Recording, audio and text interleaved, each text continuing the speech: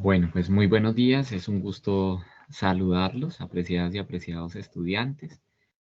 Eh, bueno, vamos hoy a realizar la clase a través de este medio y pues, bueno, voy a compartir pantalla para que ustedes tengan la información de lo que se requiere, pues, de los temas que vamos a ir abordando. ¿Ok? Entonces, permítanme, por favor.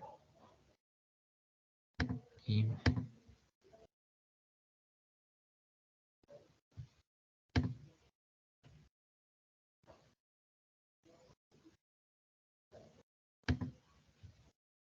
Y bueno, el tema que vamos a abordar el día de hoy es el tema de población, muestra y diseño de muestreo, que son tres elementos importantes que debemos tener en cuenta. Entonces, los temas que vamos a trabajar, pues son cuál es el propósito del muestreo en la investigación descriptiva. Vamos a ver los tipos de muestreo, principalmente los probabilísticos, y vamos a mencionar los no probabilísticos, el tema del tamaño de muestra y el diseño del muestreo. Bueno, ¿cuál es el propósito de hacer muestreo en investigación descriptiva? Entonces, para entender eso, pues lo primero que tenemos que recordar es qué es lo que buscamos con la investigación descriptiva. Entonces, recuerden ustedes que en la investigación descriptiva, pues uno busca reconocer las características de una población de acuerdo con unas variables específicas de estudio. En ese sentido, nosotros no estudiamos a la gente, sino que pues estudiamos características de la gente. Entonces, esto es un aspecto importante. ¿Por qué? Porque, como les he venido diciendo en este tiempo, pues nosotros tenemos que dejar claro cuál es la variable o el conjunto de variables que nosotros queremos investigar, que queremos conocer, que queremos luego describir en esa población. Entonces, el énfasis va a ser ese, conocer, tener claro esa variable que nosotros requerimos. Entonces, uno dice, listo, yo quiero describir a una población. Entonces, ¿hay que estudiarlos a todos? Sería la pregunta. Y uno diría, pues sí, o sea, la idea es que uno pueda, si vamos a describir a la población, pues que uno pueda describir toda la población. Entonces uno dice, listo, o sea, está bien, accedamos a toda la población y en toda la población evaluemos. Es un poco lo que nos pasó con ustedes cuando les pedí que resolvieran el taller de apoyo social. Si ustedes se dan cuenta, pues es una población de 54 estudiantes y todos respondieron con relativa facilidad al cuestionario que les envié. Pues hasta ahí no pasa nada, ¿no? El problema cuando está, el problema cuando está es cuando ya tenemos una cantidad significativa de casos y en esa cantidad significativa de casos nosotros tenemos pues como la necesidad de empezar a decir, oiga, ¿será que uno va a poder encuestar o entrevistar o evaluar a todas esas personas que están en este momento? Entonces uno dice, no, pues espere porque ahí ya el tema empieza a complicarse. Entonces es cuando decimos, no, venga, no trabajemos con todos, sino trabajemos con una muestra. Entonces, cuando uno trabaja efectivamente con el tema de censo o muestreo, permítanme un segundo, por favor.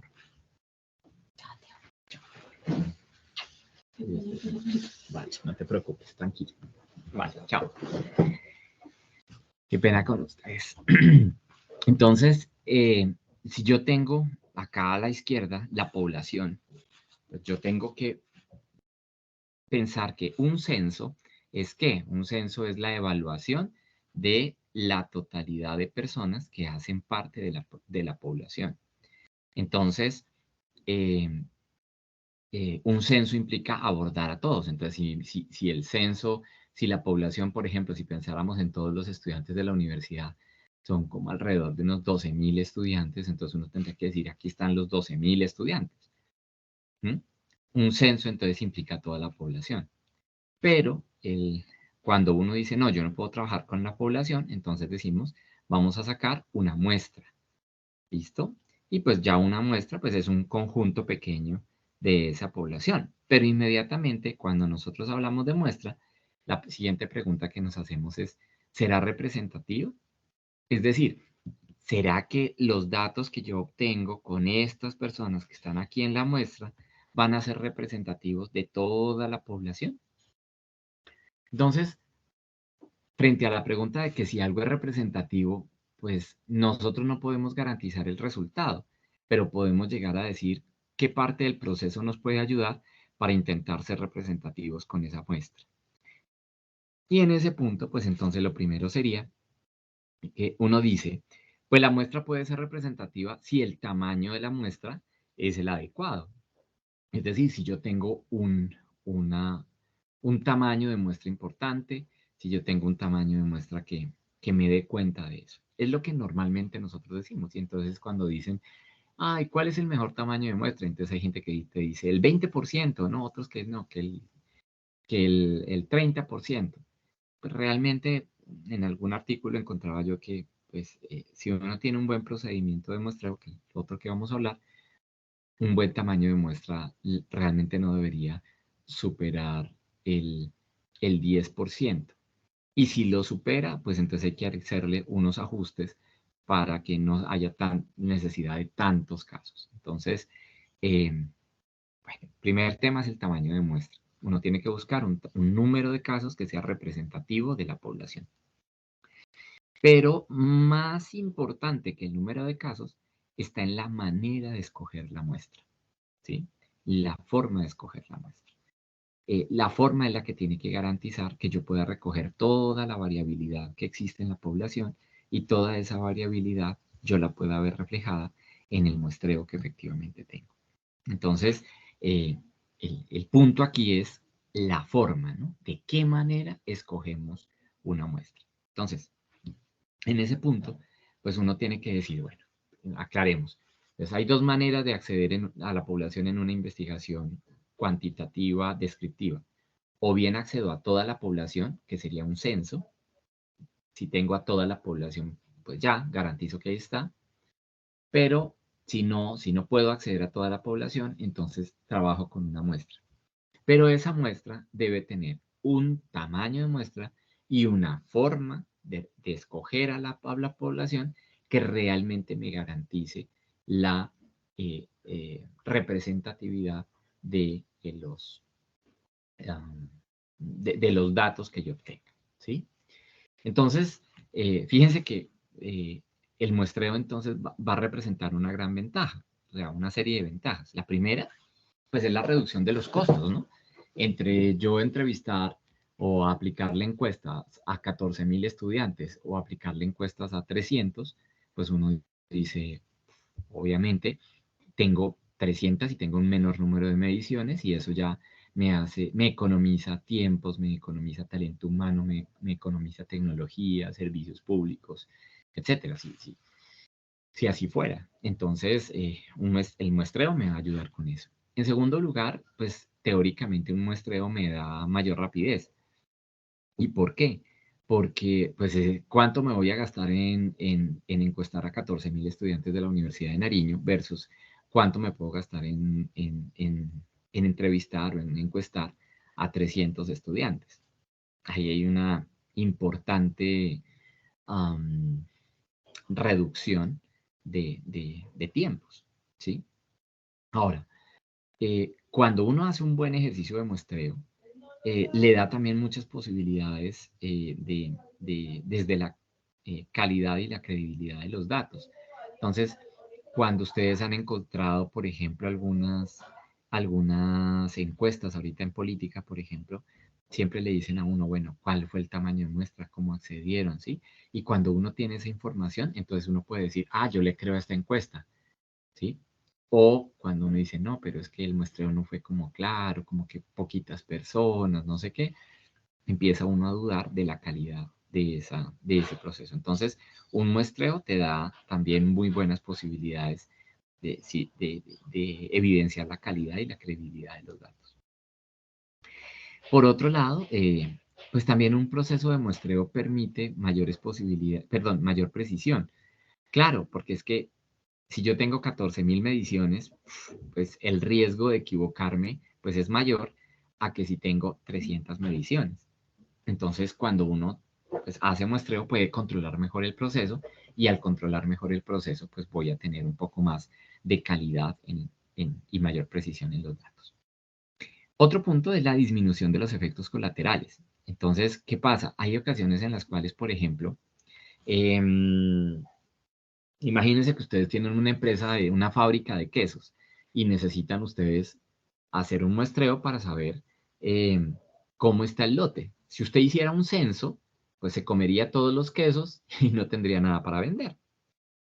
Pero si usted hace un muestreo, pues entonces usted dice, pues bueno, de todo el lote, que sean 1.000 quesos, pues yo voy a sacar 50, 100 y de acuerdo con eso miro cuál es la calidad de ese lote de quesos y entonces yo puedo tener certeza de cómo está la producción. ¿Sí? Entonces, fíjense que, o sea, ese queso que yo saco para mirar su calidad, pues yo ya no lo puedo vender. Entonces ahí estoy perdiendo muestra, ¿cierto? Estoy perdiendo eso. Entonces, un muestreo hace que yo reduzca el tema. O por ejemplo, cuando yo quiero trabajar con encuestados, entonces el hecho de que sea un muestreo, pues me garantiza de pronto de que si yo necesito volver o luego a hacer otra muestra, no me van a decir, ay, otra vez llego con otra muestra, con otra encuesta, sino que pues ya uno dice, bueno, en esta primera muestra, en este primer estudio yo tomé esta muestra, en este segundo estudio tomemos esta otra. Y entonces no saturo a las personas con encuestas y encuestas y encuestas, ¿cierto? Entonces, si yo hiciera censo, si tengo 5 encuestas, me toca aplicar las 5 encuestas a las mismas personas. Pero si tengo un muestreo, puedo pensar en que puedo sacar 5 muestras distintas y no saturo a la gente con eso. La otra cosa también es que hay ocasiones en las cuales el muestreo, el tamaño de la población es infinito. Entonces, por infinito estoy entendiendo cantidades demasiado grandes. Entonces, o que no puedo determinar. Entonces, por ejemplo, los biólogos se encuentran siempre con ese problema. Entonces, no, es que nosotros queremos medir algo en las hormigas. Y pues, ¿cuántos millones de hormigas encuentras tú en un determinado sitio o territorio? Pues tú no puedes. Y entonces, si hicieras censo, pues, terminarías matando a todas las hormigas y ¿a qué horas terminas? ¿Mm? Y no hay forma. Mientras que cuando tú tienes una muestra, tú puedes llegar y decir, ok, venga, esto sí lo puedo controlar, para eso necesito tanto tiempo, tantos recursos, y puedo sacar estas conclusiones. Entonces, hay una posibilidad mucho más real cuando yo estoy trabajando con muestras. Y finalmente, cuando yo tengo tamaños de muestra, procesos de muestra bien hechos, entonces yo puedo hacer afirmaciones probabilísticas. Es decir, yo puedo decir más o menos con qué probabilidad yo puedo encontrar un dato en la población. Eh, entonces, pues un muestreo bien hecho, perdón, va a ser una garantía importante frente a lo que concluyamos del estudio. Entonces, pues creo que con esos elementos ya hemos hablado de la importancia del muestreo en los estudios descriptivos. Ahora quiero comentarles, bueno, acerca de los tipos de muestreo. Entonces, pues vamos a distinguir que fundamentalmente existen dos grandes tipos de muestreo. El muestreo probabilístico y el muestreo no probabilístico. ¿Qué es el muestreo probabilístico? Este primero nos interesa mucho desde el punto de vista de la investigación empírico-analítica. ¿Por qué? Porque con un muestreo probabilístico yo puedo determinar la probabilidad que tiene cada elemento de la población de ser escogido en la muestra. Eh, eh, por ejemplo, supongamos que queremos hacer un estudio sobre los mismos 14.000 estudiantes de la Universidad de Nariño y resulta que yo me voy para la BIPRI, para la BIS, y resulta que hago mi encuesta allá. Entonces, ¿qué va a pasar? Que la gente entonces yo, estoy en la BIS porque me queda cerca de la casa, porque no tengo que desplazarme tanto, porque son menos salones y todo es más fácil. Muy bien. Pero entonces, ¿qué va a pasar? Que cuando tomamos esa decisión de estar en la BIS, pues uno llega y dice, oiga, pero los de Toro Bajo no tienen ninguna posibilidad de participar. ¿Mm? O sea, porque pues, a ellos no se los va a llamar, ¿sí? Y los de Tumaco, menos. Y los de las demás sedes, Ipiales, Túquerres, pues no van a tener forma de participar.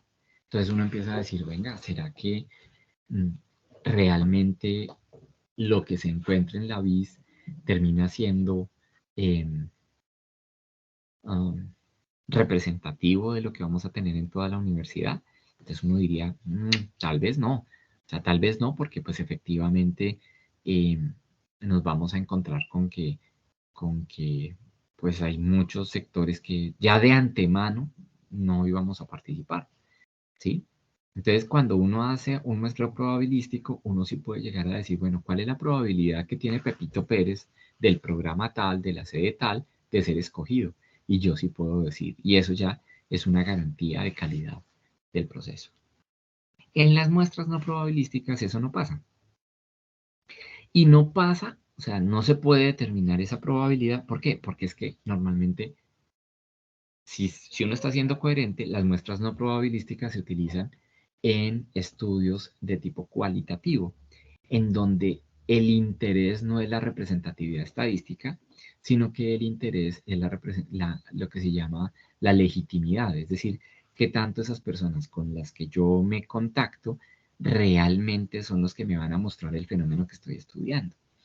Entonces, bueno, ahora hay personas que a veces hacen muestreos no probabilísticos para intentar sacar conclusiones probabilísticas. Y ahí es donde hay un error importante. Entonces hay ocasiones en donde decimos, ay, vea, yo voy a hacer un estudio cuantitativo, probabilístico, pero es que ponerme a buscar gente, venga, yo me pongo a buscar a unos amigos y yo los encuesto a ellos y con los amigos ya armo mi estudio. Entonces uno tendría que decir, vale, pues si tu población son, o sea, tu estudio sería apoyo social en mi grupo de amigos. Si es así, pues tu población es tu grupo de amigos. Pero tú no vas a poder decir que esos análisis que tengas son eh, aplicables a los estudiantes de la Universidad de Nariño, por ejemplo. No se puede, ¿sí? Entonces, hay gente que a veces saca conclusiones sobre poblaciones que realmente nunca estuvieron allí establecidas. Entonces, esto es importante tenerlo claro, ¿no? Entonces, cuando yo tengo un estudio probabilístico, yo puedo decir qué probabilidad tiene cada sujeto de ser escogido. En un estudio no probabilístico, no. Entonces, para que lo tengamos allí en cuenta. Entonces les decía que hay dos tipos de muestreo, el probabilístico y el no probabilístico. Voy a empezar por el último, que digamos no es de interés para nuestro estudio. Entonces ahí hay diferentes tipos de muestreos. Pro- pro- mm, hay varios, por ejemplo, aquí están tres nada más, pero por ejemplo, hay un muestreo por conveniencia. Y es cuando uno dice, ay, no, mire, yo voy a trabajar con estas personas porque me conviene, es mucho más fácil, es mucho más cercano, tanto. Hay otro que es otro tipo de muestreo que a veces lo usamos en ciertas circunstancias que se llama el muestreo por cuotas, que lo que busca fundamentalmente es decir cuánta gente se necesita de cada estrato. Por ejemplo, yo puedo llegar y decir, es que yo necesito un muestreo de los estudiantes de la universidad, entonces yo quiero que hayan unos 50 de la BIPRI, unos 100 del Toro Bajo, unos 70 de Ipiales, 50 de Tumaco y 30 de Túquerres. Y alguien me dice, bueno, ¿y por qué eso? No, no, como para garantizar que estén todos, pero no tengo un criterio.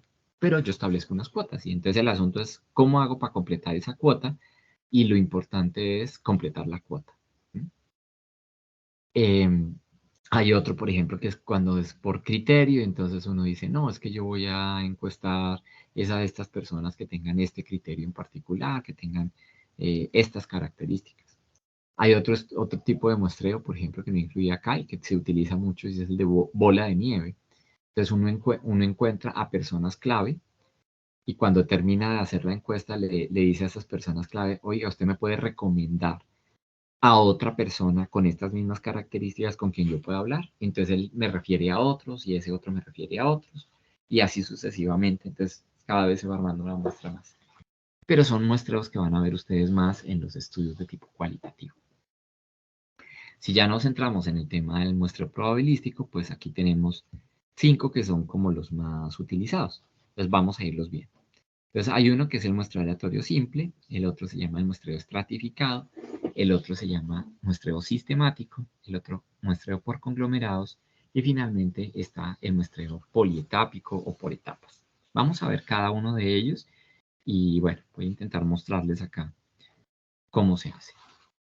Entonces, el muestreo aleatorio simple, pues es el método de selección de cierto número de unidades que se sacan de una población que asumimos que en esencia es homogénea, y esto es importante. O sea, uno tiende a decir, ah, mire, es que si toda la población de estudiantes tiene las mismas características, pues entonces yo puedo tomar una muestra aleatoria y como esas características son más o menos similares, en esa muestra yo pillo esas características, ¿sí? Y entonces, claro, como todo el mundo está en la misma lista, todo el mundo tiene la misma probabilidad de ser escogido. ¿Listo? Y aquí en este caso del muestreo aleatorio simple, la muestra se saca al azar unidad por unidad. Vamos a ver en qué consiste ese ejercicio. Tengo acá una muestra. Voy a ver si la puedo ampliar. Esta es una muestra de estudiantes que yo tenía, X. Hasta los códigos son ficticios. Y entonces eran estudiantes de un curso de investigación, eran 50 estudiantes. Entonces yo digo, yo necesito sacar una muestra de los 50 estudiantes. Entonces uno dice, listo, ok, ¿cuántos? Supongamos que necesito una muestra de 10, ¿sí? De 10. Entonces, ¿cómo lo saco? Entonces uno podría decir, bueno, entonces luego luego luego este. Esa es una forma. Pero ¿quién quita que yo no me dé cuenta de que estoy escogiendo cada 5 o solo mujeres o solo hombres? ¿Sí? Entonces, otra manera que sería como la más que coloquial, práctica, intuitiva, es tener una bolsa con balotas y 10 balotas marcadas y las otras 10 sin marcar, y entonces que la gente meta la mano sin mirar, saque una balota, y a los 10 a los que les tocó, pues a esos 10 los escojo. Esta es otra manera, ¿sí? Y otra, que es la que normalmente solemos utilizar, es una muestra con números por muestreo aleatorio. Hay una función del Excel que se llama así, aleatorio. Entonces me genera un número aleatorio entre el 0 y 1. Entonces, ¿qué voy a hacer? Yo voy a copiar este número aleatorio, ¿sí? Estos números van a cambiar a medida que yo haga cualquier procedimiento, así que no se preocupen si es que el tema se descuadra. Y entonces, ¿qué es lo que voy a hacer? Yo voy a decir, voy a escoger a los 10 primeros que me aparezcan por número aleatorio. Entonces voy a decirle ordene, ¿por qué? Por aleatorio. Y voy a escoger a los 10 primeros. Entonces, ¿quiénes son los 10 primeros? Los 10 primeros son esta persona, el 05, el 55, el 83, el 36, el 92. Fíjense que estas son 10 personas que me ordenó el sistema. Yo no tengo ni idea quiénes son, qué hacen, ¿no? O sea, el sistema me los escogió y ya, yo tengo a esas 10 personas. ¿Cómo sé quién es quién? Pues por el código. Entonces luego digo, a ver, por favor, la persona con el código 214-102-360 levante la mano. Y a esa persona le aplico la evaluación que necesita. Entonces fíjense cómo a través del número aleatorio, luego ordeno todos los datos, puedo obtener el tema. ¿Sí? Miren, o sea, el efecto que tiene, si ustedes se fijan en los códigos, o sea, se van a dar cuenta cómo esto se reorganizó. Entonces, miren. ¿Sí ven?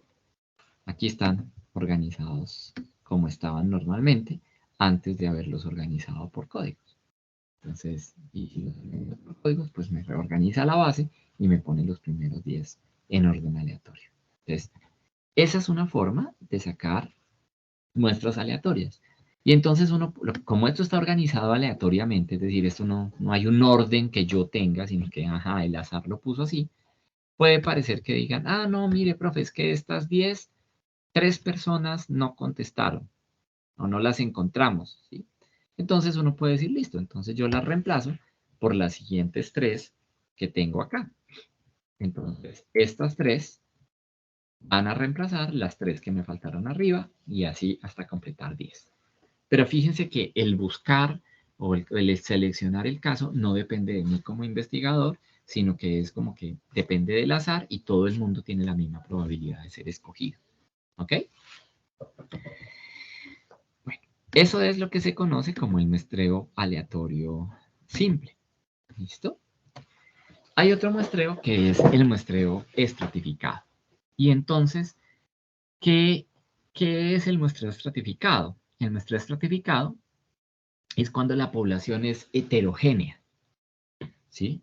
O sea, es decir, yo puedo identificar que hay eh, características diferentes en ellas, ¿sí? Por ejemplo, si a mí me diera Okara el listado de los 14.000 estudiantes, yo puedo decirle a Okara, regáleme de qué sede son. Porque yo sí tengo claro que dependiendo de la sede hay ciertas características que tienen las personas.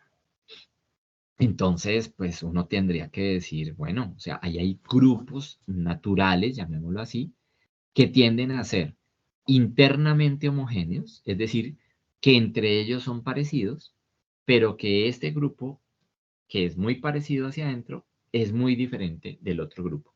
Por ejemplo, yo puedo decir, las personas de la sede de Ipiales son muy parecidas entre ellas, son homogéneas entre ellas, ¿sí? Son internamente homogéneas. Lo mismo las personas de Tumaco. Internamente, ellas son homogéneas. Pero, ¿el asunto cuál es? Que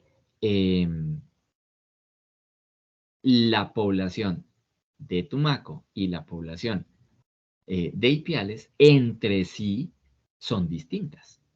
Entonces, fíjense, son distintas entre ellas, pero son muy parecidas dentro de ellas. ¿Ok?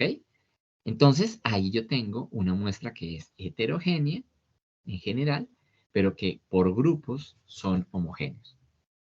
Entonces, esas poblaciones pues son excluyentes porque si yo estoy en Tumaco no puedo estar en Ipiales, ¿cierto? Y que si yo tomo a todos los estudiantes de las diferentes sedes, tengo a toda la población de estudiantes de la Universidad de Nariño.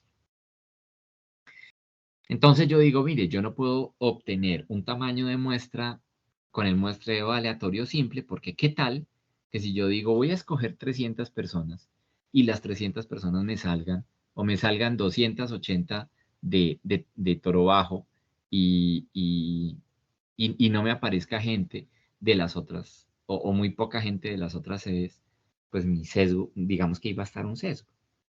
Entonces, el muestreo aleatorio simple tal vez no es la mejor opción. Entonces, me voy a la opción del muestreo estratificado. ¿Listo?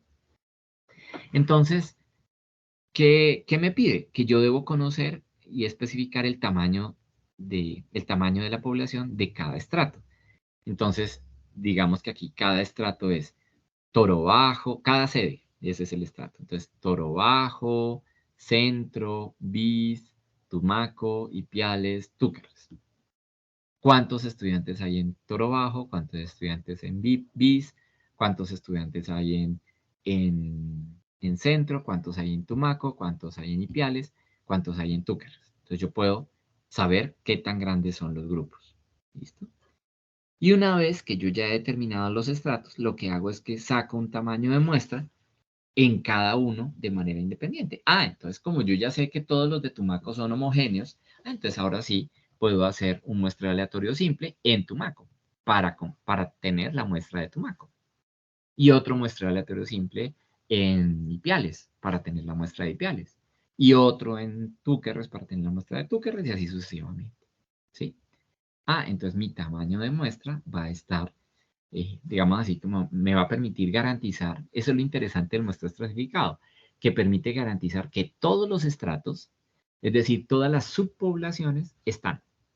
O sea, yo con un muestreo estratificado sí puedo decir, mire, va a haber gente de todas las sedes. O sea, va a haber gente de Toro Bajo, de Centro, de Bis, Túquerres, Tumaco y Piales. Yo sé que van a estar. Entonces, yo puedo dar esa garantía, porque el muestreo estratificado me garantiza que yo pueda tener de cada partecita un punto. Bueno, eso sería de esa manera. ¿Listo? Entonces vamos a ver un ejemplo. ¿Listo? Veamos el ejemplo con esa misma basecita que les tengo aquí. ¿Listo? Entonces, miren que yo aquí tengo dos estratos. O sea, yo puedo, voy a borrar este para que no me... Yo puedo tener acá, yo puedo tener acá, mire, dos estratos, el de los hombres y el de las mujeres. Yo puedo decir, ah, venga, yo puedo garantizar la misma cantidad de hombres, perdón, que estén tanto los hombres como las mujeres. O sea, yo puedo garantizar eso.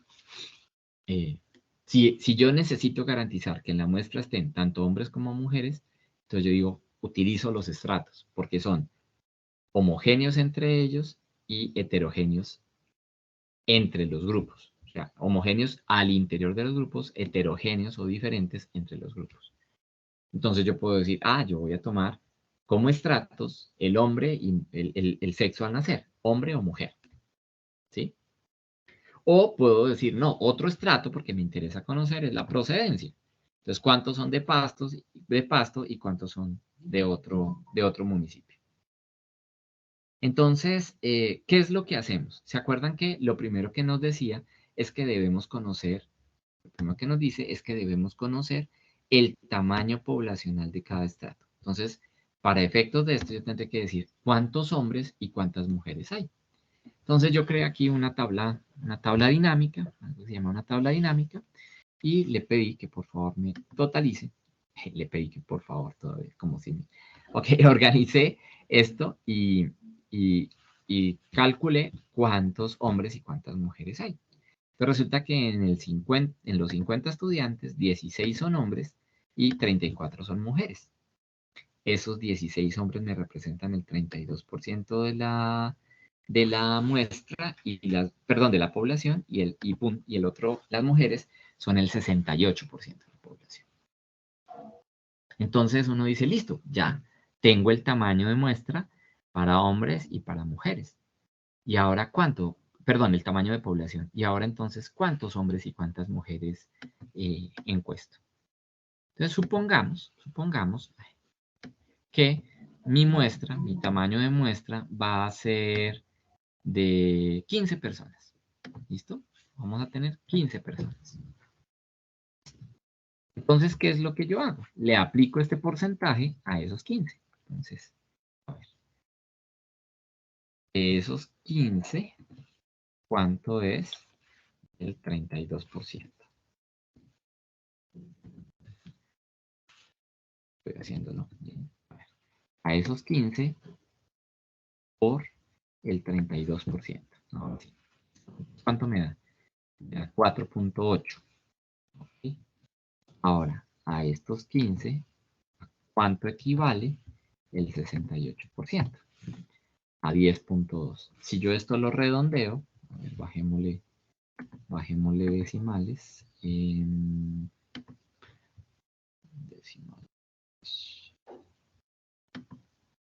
Me da que necesitaría 5 hombres y 10 mujeres.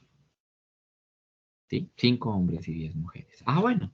Entonces yo ya sé que tengo que sacar una muestra de 15 personas y que para garantizar que se me representen los estratos, entonces yo puedo decir, ok, de los 15, 5 van a ser hombres, 10 van a ser mujeres. ¿Por qué? Porque los hombres representan el 32% de la población y las mujeres representan el 68% de la población. Entonces fíjense ustedes que la cantidad de datos en la muestra es proporcional a la cantidad del tamaño de la población.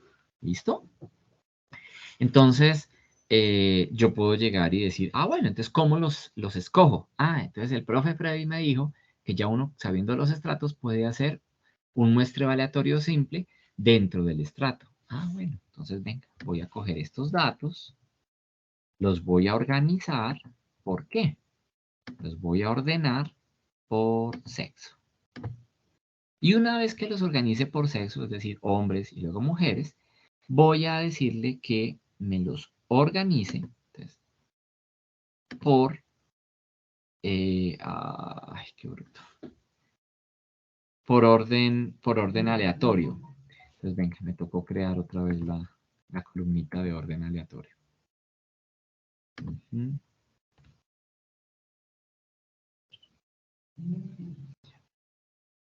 Entonces, aleatorio. Listo. Y aquí entonces aleatorio. En un valor que es al azar. Aquí ese valor. Esa fórmula la copio. Y tengo ahí valores. Y ahora entonces le voy a decir, ahora sí. Primero, me los ordene por el sexo. Listo. Ordénenlos por sexo. Y luego, entonces le agrego un nivel. Entre cada sexo me los organice por orden aleatorio. Y entonces yo voy a escoger a los 5 primeros hombres y a las 10 primeras mujeres y esas van a ser mi muestra. Entonces, mire, él me organizó entre los hombres. ¿Listo? Y luego lo organizó por número aleatorio. ¿Listo? Entonces, ya. Ajá. Entonces, ¿quiénes serían mi muestra? Mi muestra sería estas 5 personas. 2, 4, 5. ¿Listo? Esos 5 hombres. Y ahora me voy al grupo de las mujeres, que está aquí abajito, y de la misma manera, escojo a las 10 primeras mujeres. Y con ellas armo mi muestra. ¿Qué muestra? La muestra que está aquí de 15 personas. Y esos 15 están garantizándome que haya hombres, me garantiza que haya hombres y me garantiza que haya mujeres y me garantiza que el tamaño sea proporcional a cómo están distribuidos en la población. Bien, entonces esa es una manera de uno hacer muestreo garantizando que los estratos queden incluidos. Bien, ese es un segundo tipo de muestreo. Bien, hay un tercer tipo de muestreo que es el muestreo por racimos, por conglomerados o racimos. Y vamos a buscarnos una imagen. A ver, voy a buscarme aquí una imagen de un racimo de uvas.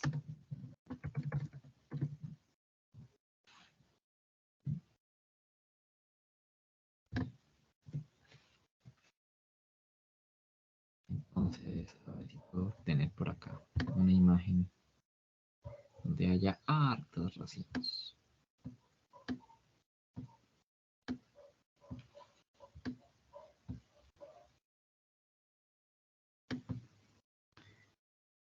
Por ejemplo, veamos esta imagen. ¿Listo?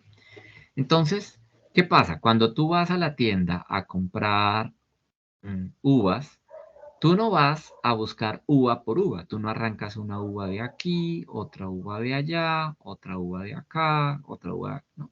Sino que tú compras el racimo, ¿sí? Así como está en su naturaleza, ¿ok? Entonces, tú no rompes esa agrupación, sino que tú lo que haces es escoger todo ese racimo. ¿Listo? Entonces, esto me parece importante para entender el nombre del método de muestreo, ¿no?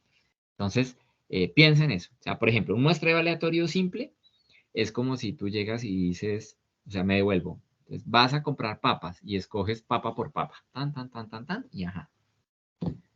Un muestreo estratificado de papas es que tú vas a comprar papas amarillas y papas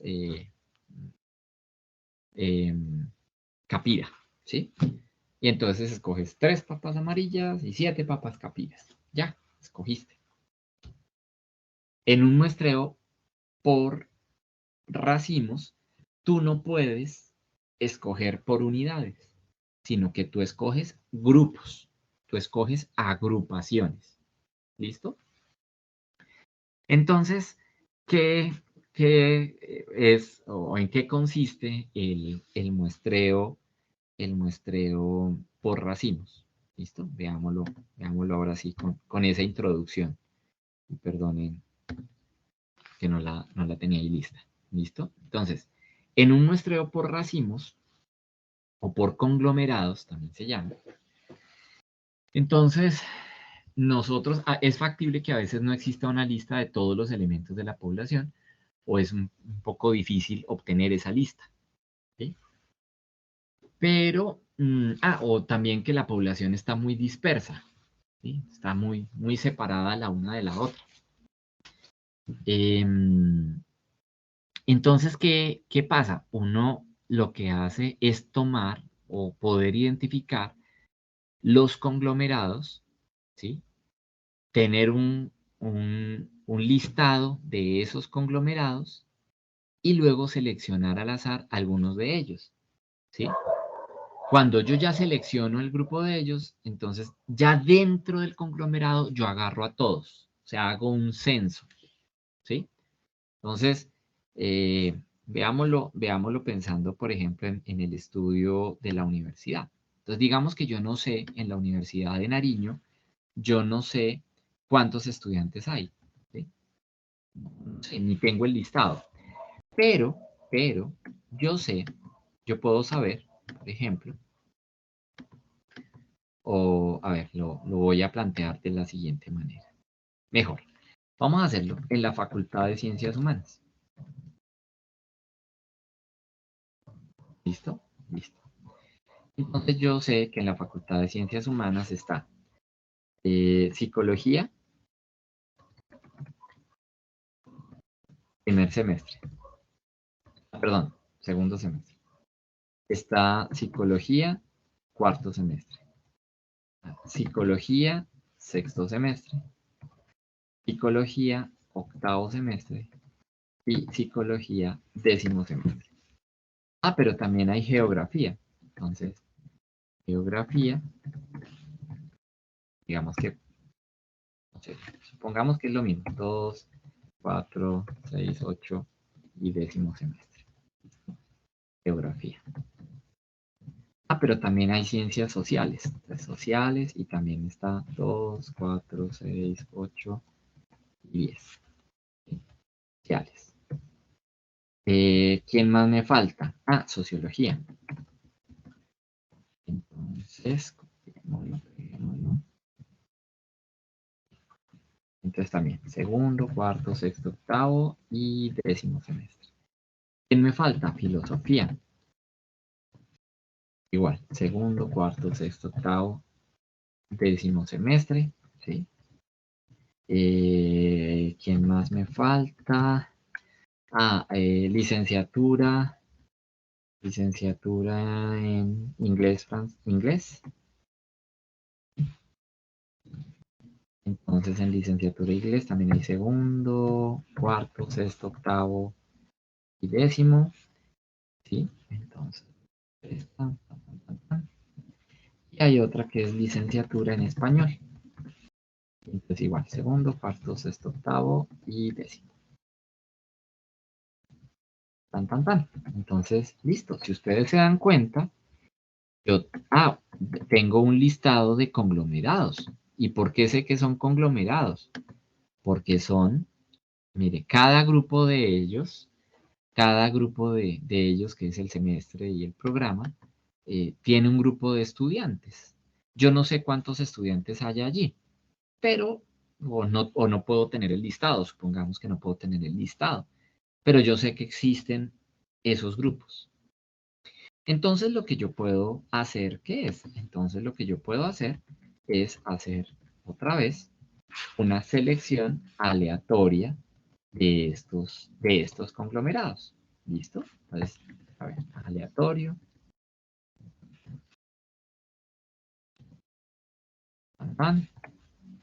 Le pongo a todos ellos, les pongo esto. Y luego lo que voy a hacer es ordenarlo. Voy a ordenarlo por el número aleatorio, que ya hemos visto que es un número al azar. Entonces, ¿qué pasa? Supongamos que yo para poder representar a toda la población, digo, yo necesito, a ver, unos 5 conglomerados, ¿sí? Necesito 5 conglomerados. Ah, bueno. Entonces voy a tomar a los 5 primeros. Entonces, ¿quiénes son los 5 primeros? Para que todos lo podamos ver. Entonces tendríamos a los de licenciatura español segundo semestre, a los de licenciatura en inglés de octavo, a psicología de octavo, a psicología de sexto y a licenciatura español décimo semestre.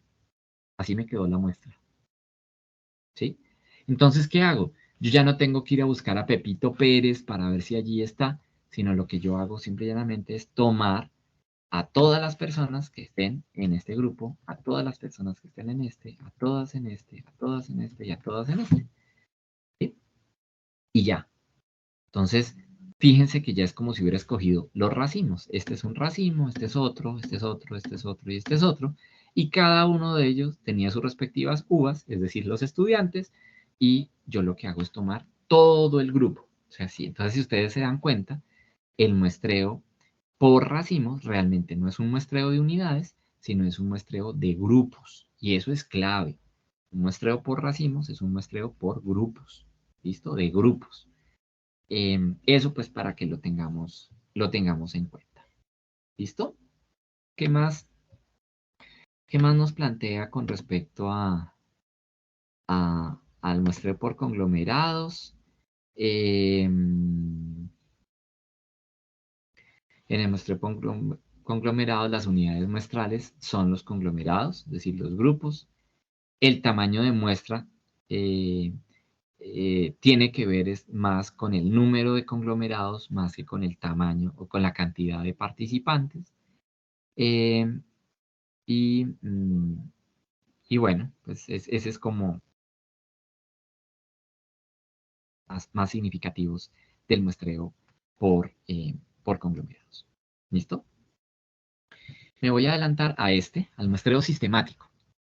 El muestreo sistemático es un muestreo mm, que es, otra vez, es un muestreo de unidades. Perdone que tal vez me lo salté. Acabo de caer en cuenta que debía haberlo tenido como la segunda opción. El muestreo por unidades, o sea, es similar al muestreo aleatorio simple. ¿Listo? Sino que, ¿qué se hace? En este punto, igual, la población es homogénea, ¿sí? Sino que yo ya no tengo el listado de estudiantes, sino que yo lo que hago es un muestreo eh, eh, que ya no busca a los estudiantes en la lista, sino que es un muestreo que empieza a tomar o hacer una selección de estudiantes eh, de una manera distinta. ¿Listo? Entonces, ¿qué es lo que voy a hacer? Venga, les voy a mostrar. Entonces, tengo acá, voy a volverlos a organizar por códigos. Datos y que los ordene por códigos para que quede como antes estaba. Listo, están organizados por códigos. Y entonces digo, ok, yo necesito 15 personas. ¿Listo? Necesito 15 personas. Entonces vamos a sacarla y entonces vamos a decir, bueno, si yo tomara, entonces voy a calcular algo que se llama el intervalo. El intervalo lo calculo tomando la población y la divido entre la muestra. Entonces yo tengo 50 casos y de esos 50 casos necesito 15. Entonces voy a sacar esta proporción, ese fraccionario, porque ese fraccionario me va a dar el intervalo. Entonces, a ver, ¿cuánto es 50 dividido 15? Eso va a ser como 3 algo. 3.33. Listo. Entonces, dejémoslo en 3. ¿Listo? Ok. Entonces, ¿ahora qué vamos a hacer? Ahora voy a escoger un número aleatorio entre 1 y 3, porque 3 es el intervalo. Entonces, aleatorio entre 1 y 3. ¿Listo? Ah, el 2. Entonces, ¿qué voy a hacer? Fíjense lo siguiente. Lo que voy a hacer es que voy a arrancar en este 2. ¿Sí? Voy a arrancar en ese 2. Me da la opción. ¿Listo? Y voy a ir avanzando cada intervalo, es decir, cada 3. Entonces, por ejemplo, significa que arranco en el 2. ¿Quién es el 2? Este.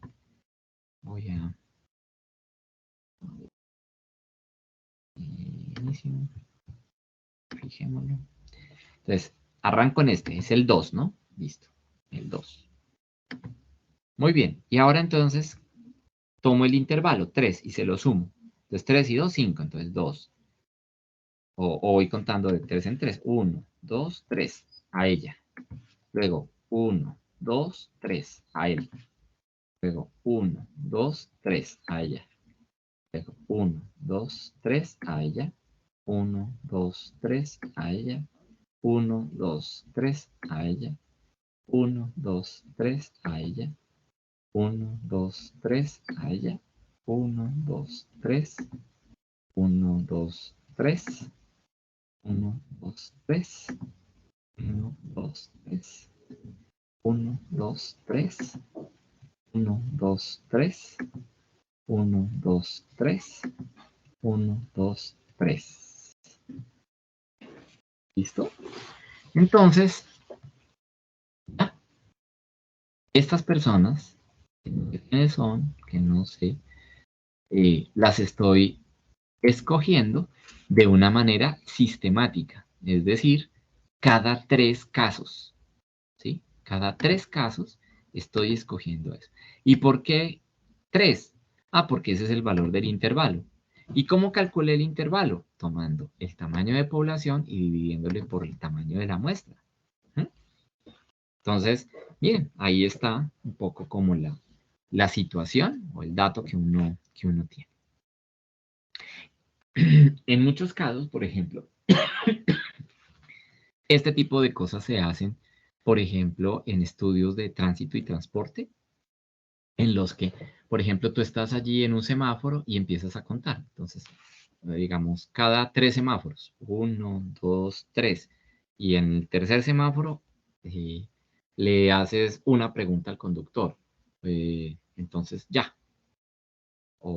Y ya, no es más. O sea, es cada 3 semáforos. Es como si ustedes se pararan en la puerta el lunes a las 8 de la mañana o a las 7 de la mañana y empezaran a tomar a los estudiantes que llegan aleatoriamente.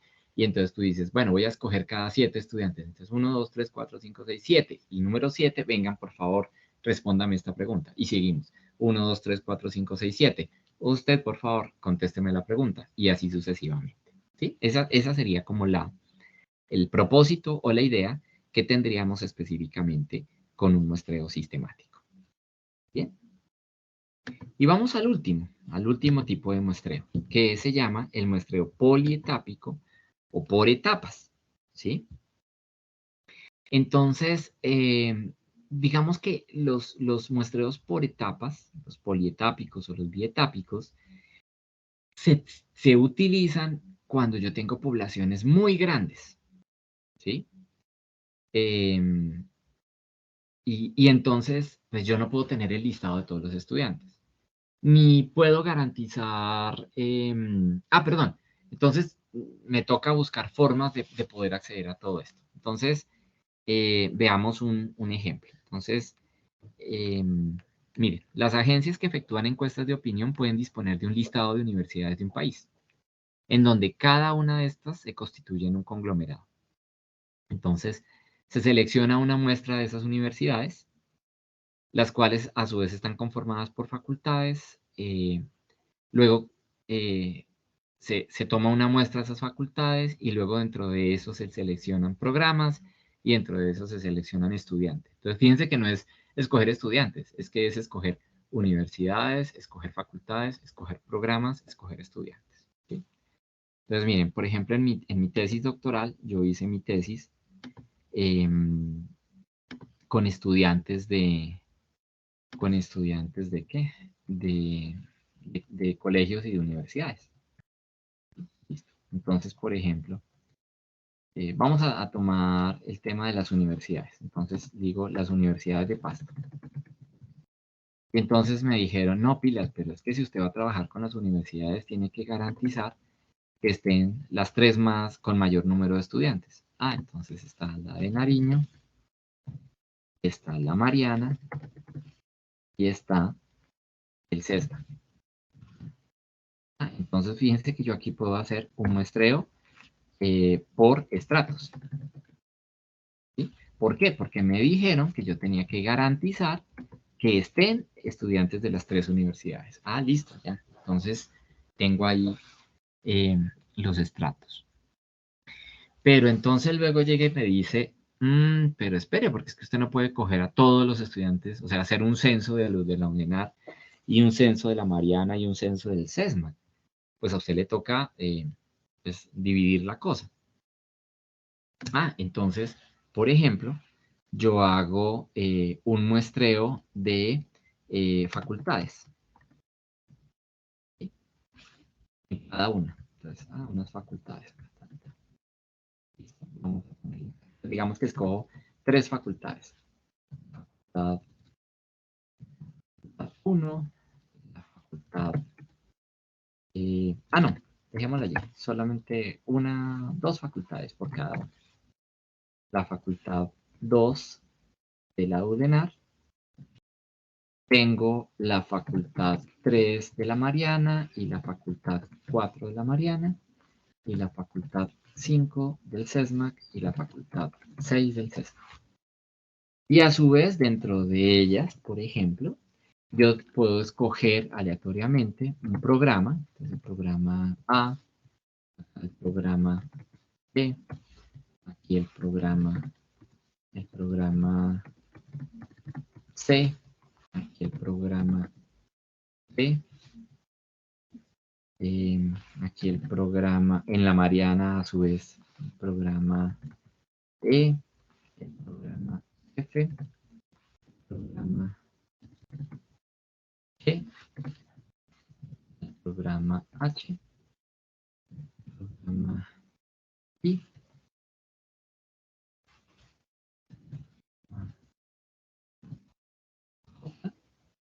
el programa K, el programa. Pues fíjense que aquí estoy haciendo un muestreo aleatorio, ¿sí? Un muestreo aleatorio simple ¿de qué? De facultades. Y acá, como dentro de cada facultad tengo que escoger 2 programas, entonces hago un muestreo aleatorio simple de programas. Listo, hasta ahí voy. Pero luego entonces puedo llegar y decir, espere, es que dentro de cada programa pues yo no voy a escoger a todo el mundo. Escojamos un semestre de cada programa. Entonces escojamos aquí a los de tercero, aquí a los de séptimo, aquí a los de primero, aquí a los de sexto, aquí a los de cuarto y así aleatoriamente, ¿sí?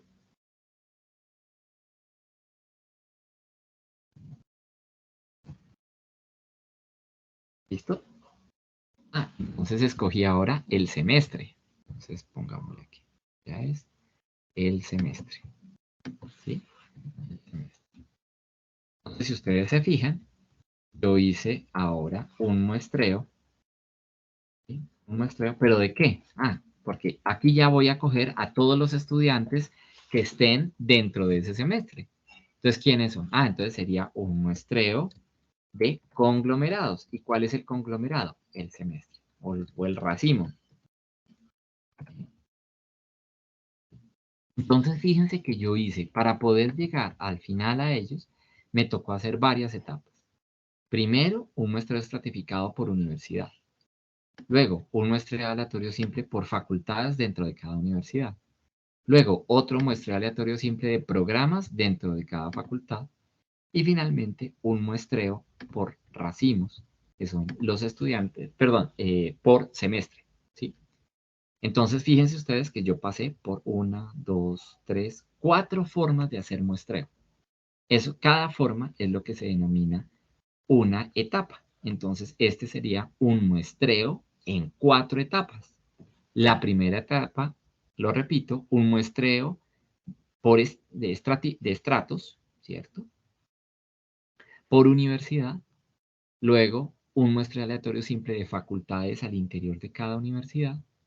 Luego, un muestreo aleatorio simple de programas dentro de cada facultad. Y finalmente, un muestreo de racimos, tomando un semestre de cada programa escogido. ¿Sí? Entonces, esto ya es, pero cuando ya tiene uno muestras grandísimas y muy heterogéneas y que uno quiere coger como toda la variabilidad, ese tema, pues resulta que este tipo de muestreos nos va a ayudar a tener como mayores certezas y mayores calidades frente al tema. ¿Listo? Esos son los tipos de muestreo que tenía por plantearles. Entonces, no sé si recuerdan que al comienzo yo les decía que la representatividad se garantiza por dos aspectos. Por un lado, el tamaño de muestra y por otra, por el método de muestreo. Realmente, si estuviéramos hablando con toda la certeza, el diseño, perdón, el tipo de muestreo es el más significativo. ¿Sí? Es el que más pesa. El tipo de muestreo es el que más nos va a servir. El que más garantías da. No tanto el tamaño de muestra, el tipo de muestreo. ¿Listo? Y si yo ya veo el tamaño de muestra, pues entonces me voy a dar cuenta de que pues, estamos hablando de cantidades. Y entonces aquí nos toca entrar a considerar 3 aspectos importantes que debemos considerar para poder escoger un tamaño de muestra. El primero es la exactitud, ¿sí? Entonces es con qué grado de acierto queremos nosotros que la muestra me represente lo que pasa en la población. Entonces ustedes podrían decir, no, profe, o sea, exactitud del 100%. Pero entonces yo tendría que decirles, bueno, si ustedes quieren una exactitud del 100%, pues la única forma de tener una exactitud del 100% es tomando un censo. Porque en el momento en el que tú tomas una muestra, no importa lo grandísima que sea, la muestra siempre va a tener algo de error. ¿Por qué? Porque no es el todo. ¿Sí? Así tenga la mayoría, pero siempre va a haber errores. Entonces uno lo que dice es, bueno, o sea, ¿cuál es el error máximo que yo quiero cometer en la exactitud de mis apreciaciones? Entonces, bueno, entonces el primer asunto que debemos tener es el tema del error, ¿sí? El error que está relacionado con la exactitud. El segundo punto es la confiabilidad. Entonces, ¿cómo se entiende la confiabilidad? Supongamos que hacemos de esos estudiantes que les mostré la lista, sacamos una muestra de 15. Supongamos que yo quiero sacar otra muestra de 15 distintos a los primeros, ¿sí? Y les evalúo. Entonces el asunto es qué tanto yo quiero, o a qué nivel yo quiero que los datos terminen siendo muy parecidos. ¿Mm? La confiabilidad hace referencia a qué tan parecidos son los resultados de dos medidas. Y entonces, ¿el tema cuál es? Pues uno podría decir, no, pues a mí me gustaría que todo el mundo, o sea, que las respuestas en las dos muestras sean las mismas, pero es que son personas distintas. Entonces, es poco probable que vaya yo a tener dos muestras exactamente iguales, dos resultados exactamente iguales. Entonces, la confiabilidad hace referencia a, si yo encuentro estos resultados, ¿qué tanta probabilidad tengo yo de que se repliquen en X número de muestras?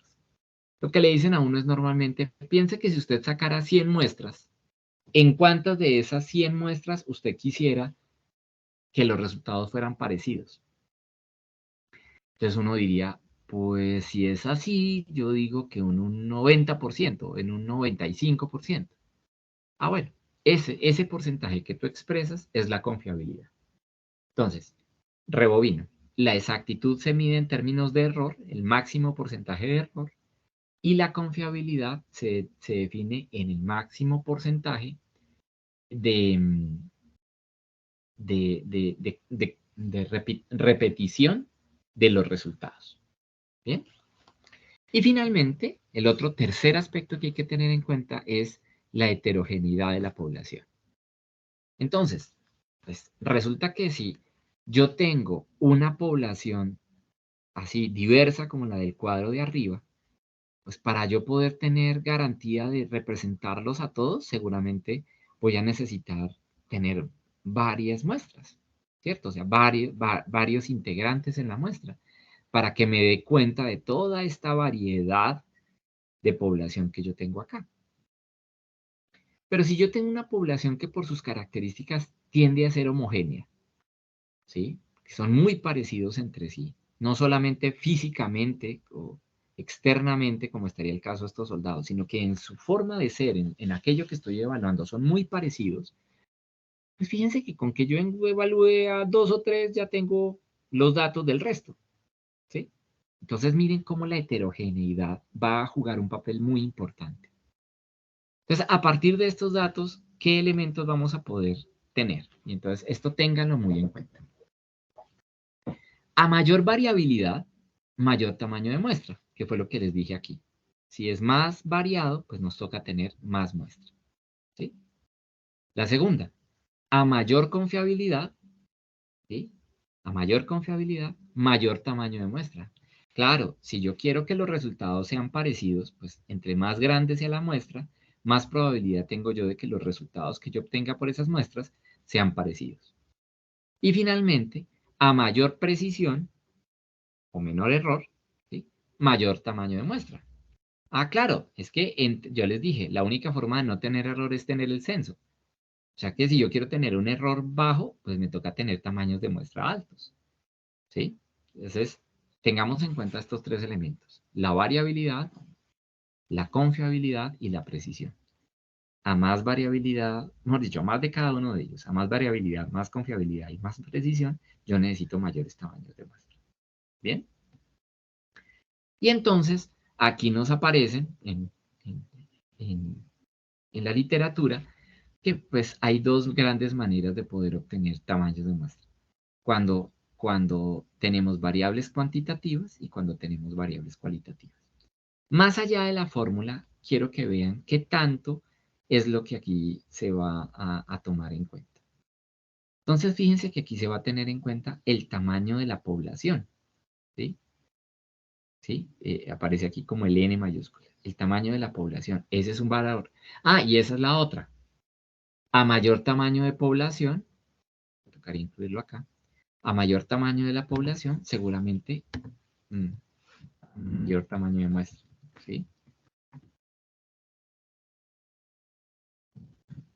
Ahorita lo vamos a probar.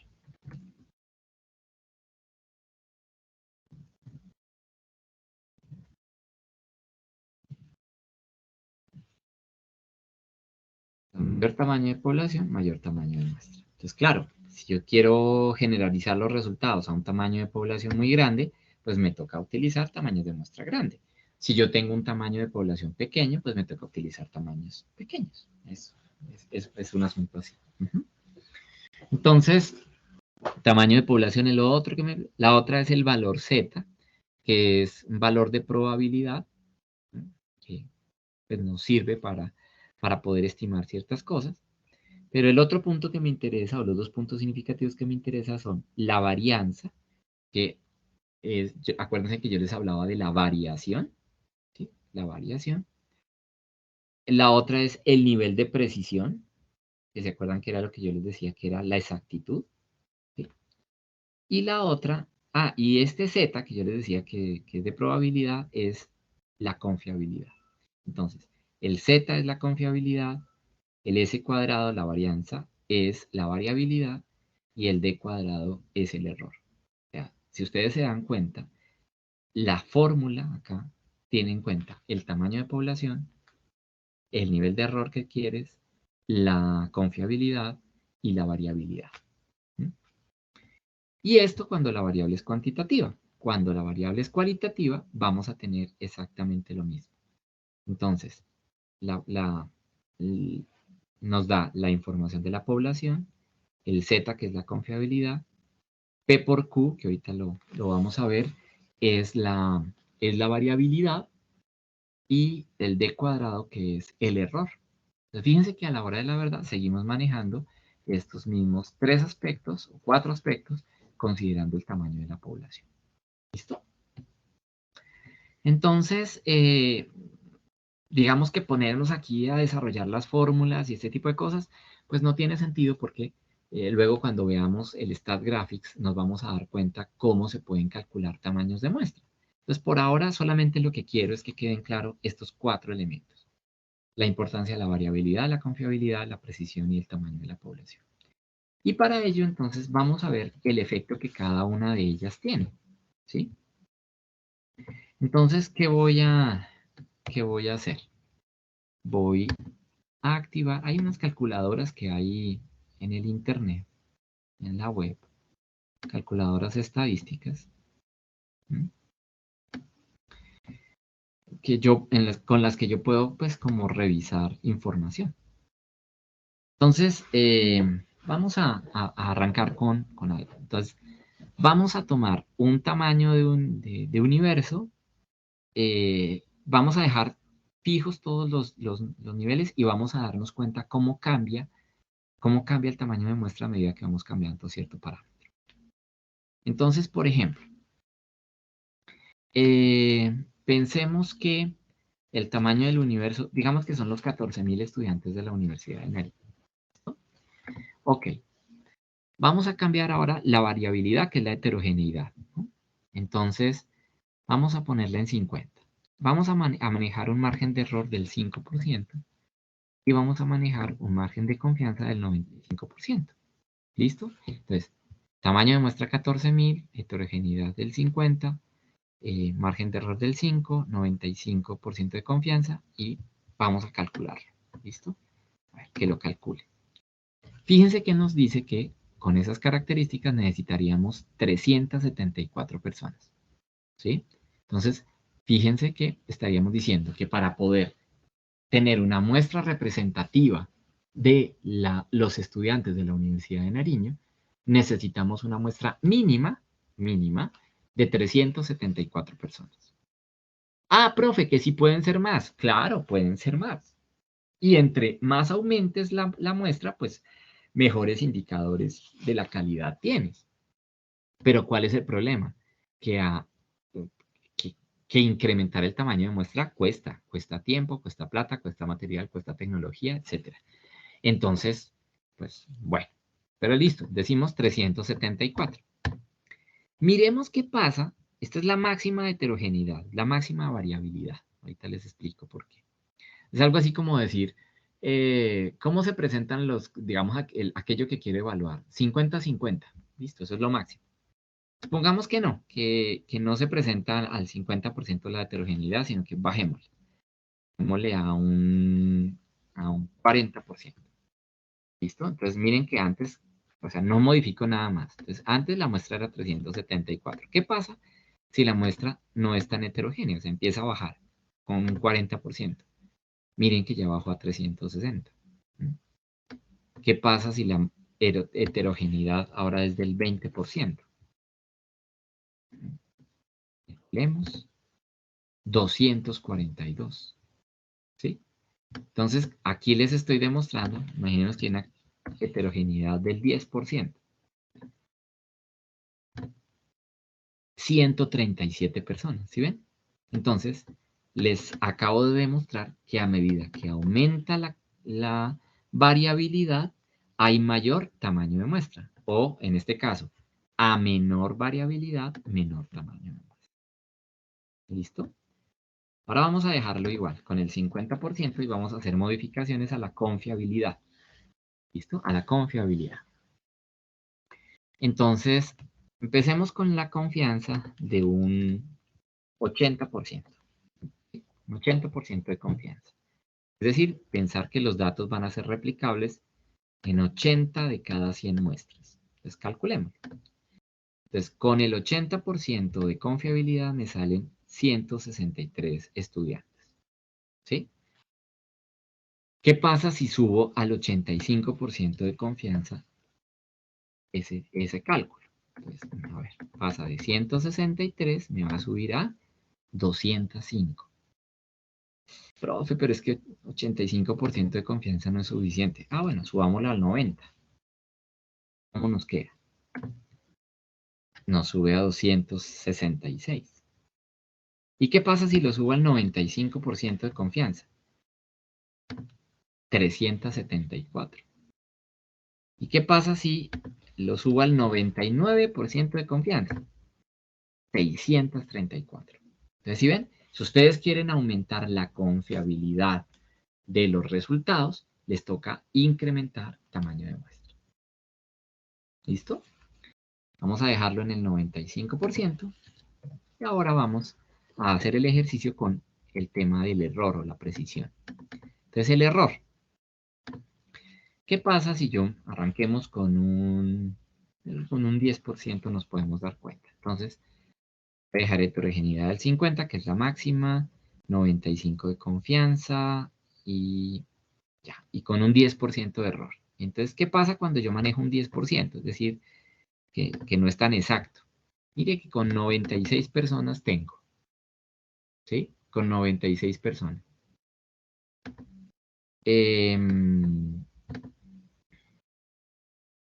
¿Qué pasa si entonces ahora bajo el error a un 8%?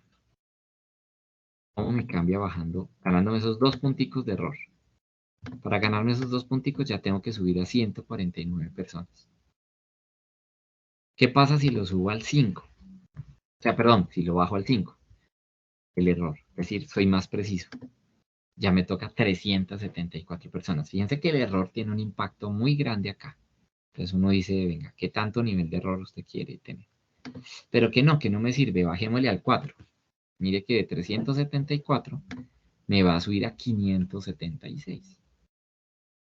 Pero no, que es muy bajito, que subámosle al 3%. Más exactos, 990 personas. ¿Qué pasa si le subo al 2? Le bajo al 2, perdón. El 2% me tocan 2000 personas. Y si quisiera un error del 1%, 5600. ¿Ven el impacto? O sea, el tema del error es un asunto extremadamente fuerte. Y miren qué pasaría si yo tengo con el 99% de confianza y el 1% de error, es decir, la muestra más precisa. ¿Cuántos me tocará? Pues, ¿qué creen ustedes? Pues es alto, ¿no? Pues mire, 7500 personas. ¿Ven? Entonces, eso para que lo tengamos en cuenta como estos indicadores, pues nos aumentan. Supongamos que voy a... bueno, entonces aquí les acabo de demostrar cómo el error también influye. Y finalmente veamos qué pasa cuando cambia la población. Entonces, vamos a pensar en que vamos a arrancar por 1000 personas. Supongamos que tenemos 1000 personas.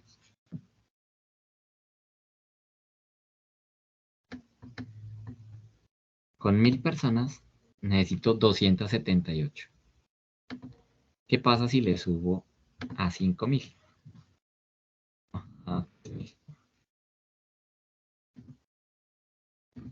Me sube a 340.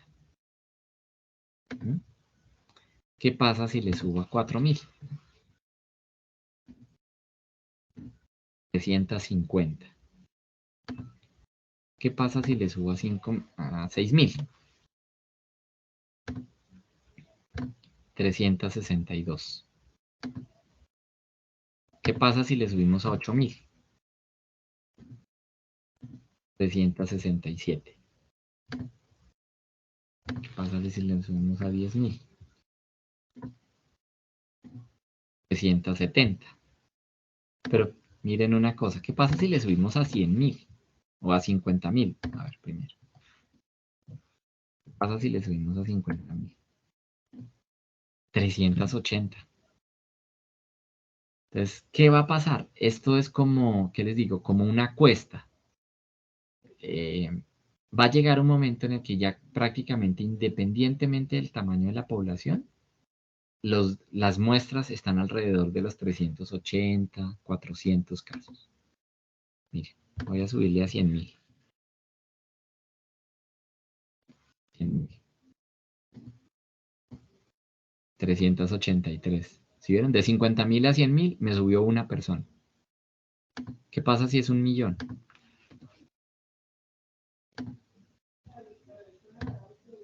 Mire, me suben 2 personas. ¿Sí me hago entender? Entonces, esto es como una cuesta. Al comienzo, si yo voy cambiando la población, me cambia el tamaño de muestra. Pero llega un momento en donde ya alrededor de esas 380 se estabilizan los tamaños de muestra. Entonces ya no importa usted cuánta gente tenga en la población, con una muestra de 380, más o menos está usted garantizando un tamaño de muestra adecuado. Bien, para quienes les interese, la página en la que hice estos cálculos es netquest.com y allí pues pueden ustedes hacer el ejercicio que estábamos aquí haciendo, ¿cierto? Listo. Y ya, para terminar, entonces veamos en qué consiste o qué es lo que se denomina el diseño del muestreo. ¿Listo? Entonces, el diseño del muestreo va a ser la integración de todos los elementos que hemos visto. Entonces, lo primero, la pregunta de investigación. ¿Sí? Entonces, en la pregunta de investigación, que ustedes seguramente están trabajando con el profe Cristian, pues se hace una delimitación del estudio, se intenta definir de manera realista qué tanto puedo hacer. O sea, yo puedo decir, ay, a mí me gustaría conocer qué pasa con el apoyo social de todos los estudiantes universitarios de Colombia. Y uno dice, pues muy chévere y todo, pero es poco probable, porque se necesitaría muchos esfuerzos para poder tener a todas las universidades. ¿Sí? Entonces a uno le toca limitar, no, entonces de Pasto, bueno, pero ¿sí tienes acceso a todas las universidades de Pasto? No, solamente tengo a la Universidad de Nariño. Ah, bueno, entonces limítalo a la Universidad de Nariño. Pero sí tendrías acceso a todos los programas. Uy, no, está como difícil. Yo puedo acceder a los de la Facultad de Ciencias Humanas porque la decana la conocemos y nos apoya. Ah, bueno, entonces delimitémoslo a la Facultad de Ciencias Humanas. ¿Sí? O sea, uno tiene que ser realista. O sea, yo puedo anhelar muchas cosas, pero no siempre todas las voy a conseguir. Bueno.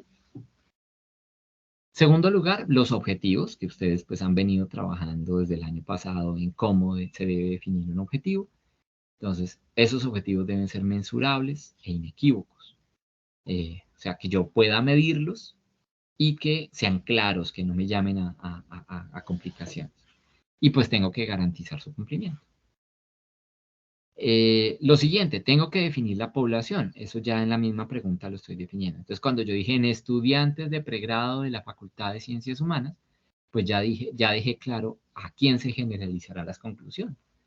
Entonces, si los estudiantes de pregrado digan, de la Facultad de Ciencias Humanas, digan ustedes son unos 2000, pues yo hago una muestra de 300 y esos resultados van a ser generalizables a esos 2000 estudiantes. El otro punto, la definición de la variable de estudio. Y miren, por eso fue que yo empecé este curso con el tema de la definición operacional. O sea, uno debe tener claro con qué variable está trabajando. Porque es que esa característica en la que se describirá la población, pues debe quedar clara cómo está, cómo se mide, qué características tiene, etc. Finalmente, de igual manera está el tipo de muestreo, es decir, la manera como se escogerá la muestra. Y ya vimos acá que si es un muestreo aleatorio simple, que si es un muestreo sistemático, que si es un muestreo estratificado, que si es un muestreo por conglomerados, que si es un muestreo polietápico. Porque esa manera de escoger le va a dar mucha relevancia y validez a los datos.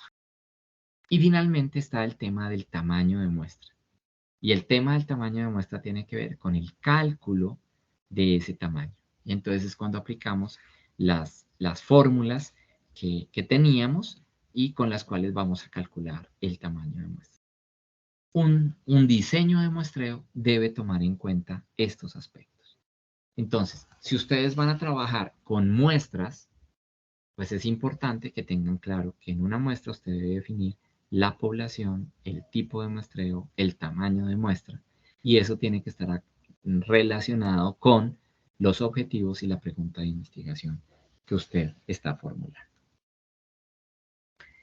Esos, mis queridos estudiantes, son los elementos que quería comentarles. Aquí en la presentación van a encontrar ustedes las referencias en las que me he basado para plantearles estos elementos. De igual forma, esto yo se los voy a enviar como documento adjunto para que ustedes lo tengan en cuenta. ¿Listo? Bueno, eso sería todo por el día de hoy. Les agradezco mucho el tema, su atención y vamos a hacer un taller que lo van a hacer por equipos y me lo van a enviar a mi correo electrónico. ¿Y ese taller en qué consiste?